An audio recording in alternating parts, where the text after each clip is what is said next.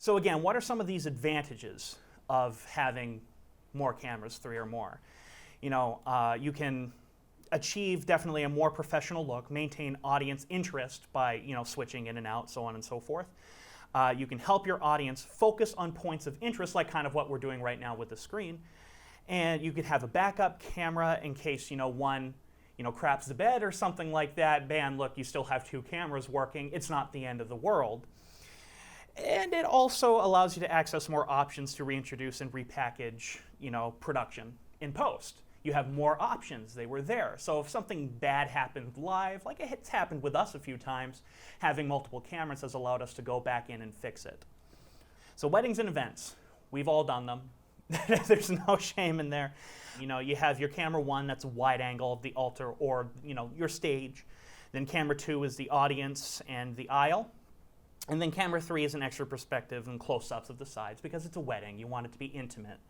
And so camera 3 is definitely a very important one. Now your bonus camera, you could probably mount the camera on an altar behind the officiant if they let you. I've been in places where they haven't.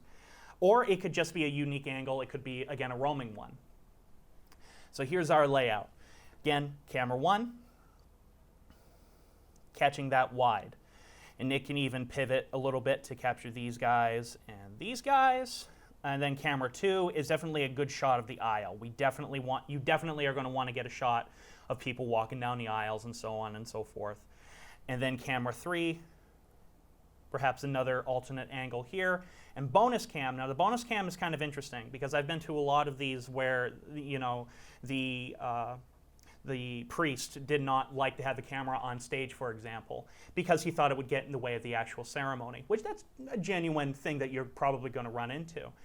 Bonus cam can easily be something you're running around with, coming around to the back, maybe getting a better angle on the bride and groom.